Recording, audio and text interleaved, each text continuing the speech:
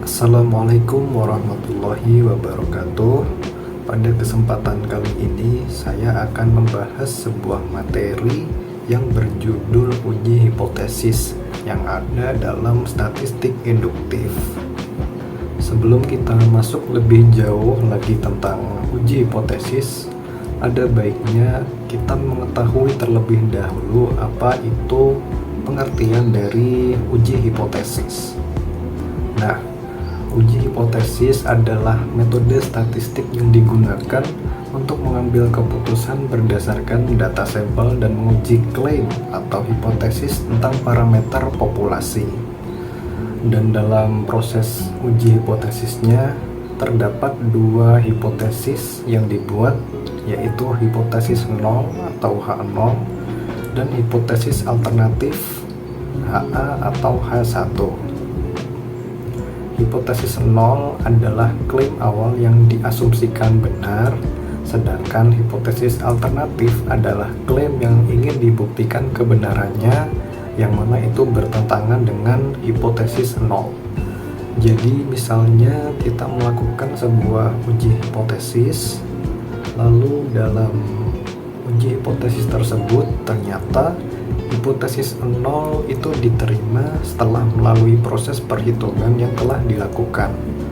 Nah, otomatis hipotesis alternatif itu ditolak. Artinya, hipotesis 0 yang merupakan klaim awal yang dianggap benar memang terbukti kebenarannya, sedangkan hipotesis alternatif yang ingin dibuktikan benar tidak terbukti kebenarannya. Nah, tujuan utama dari uji hipotesis ini adalah untuk membuat keputusan berdasarkan bukti-bukti yang ada.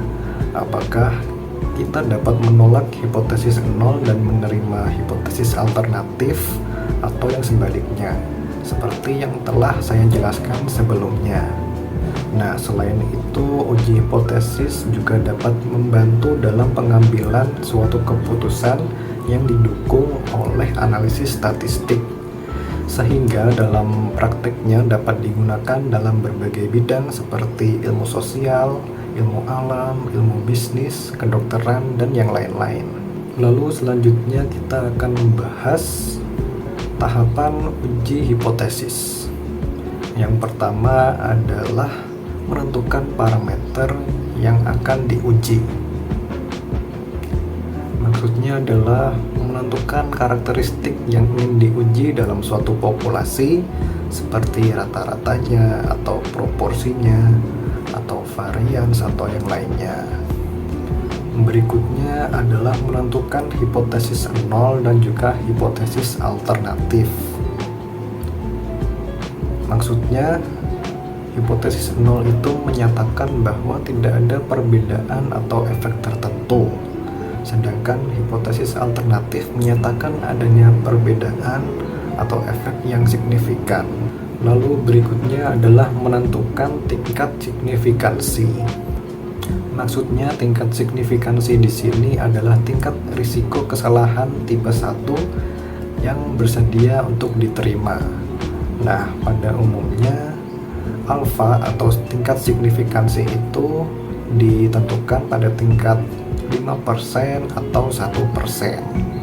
Lalu tahapan berikutnya adalah memilih uji statistik yang tepat.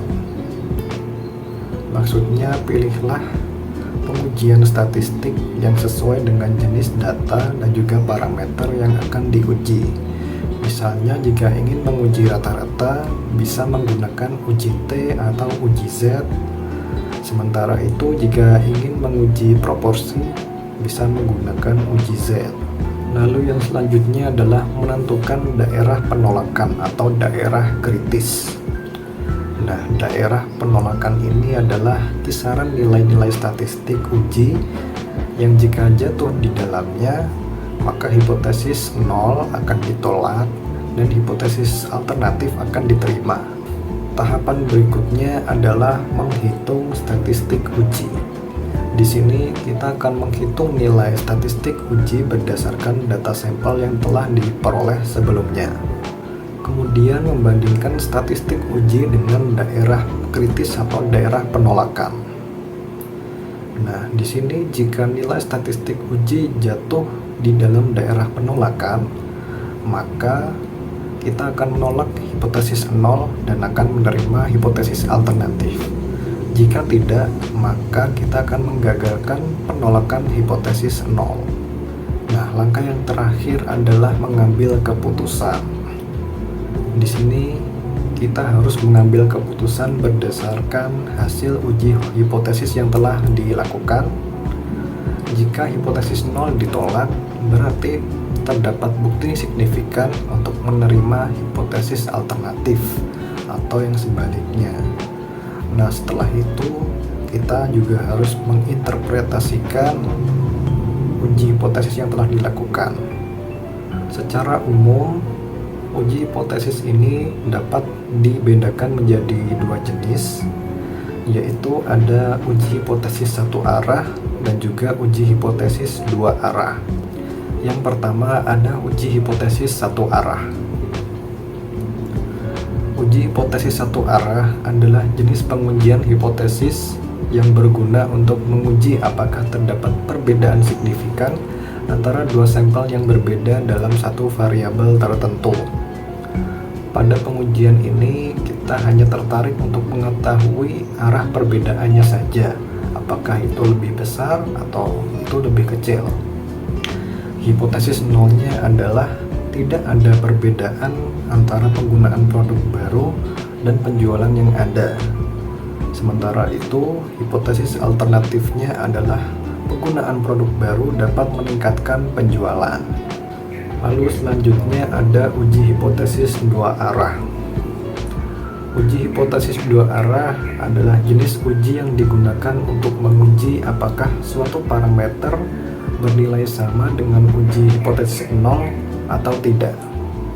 Pada uji dua arah ini, kita tidak hanya memeriksa atau menguji apakah nilai statistik itu lebih besar atau lebih kecil dari nilai 0, tetapi juga mengevaluasi kedua sisi distribusinya. Nah, contoh dari uji hipotesis dua arah ini adalah ketika kita ingin mengetahui apakah ada perbedaan yang signifikan dalam tingkat kepuasan antara dua kelompok pengguna produk yang berbeda. Hipotesis nolnya dalam kasus ini adalah tidak ada perbedaan antara tingkat kepuasan antara dua kelompok pengguna produk. Dan sementara itu, hipotesis alternatifnya adalah terdapat perbedaan yang signifikan dalam tingkat kepuasan antar dua kelompok pengguna produk. Uji hipotesis ini penting dalam metode penelitian untuk menguji klaim atau hipotesis yang diajukan. Dengan melakukan uji hipotesis, kita dapat menarik kesimpulan yang lebih kuat tentang hubungan atau perbedaan antara variabel-variabel yang telah kita teliti.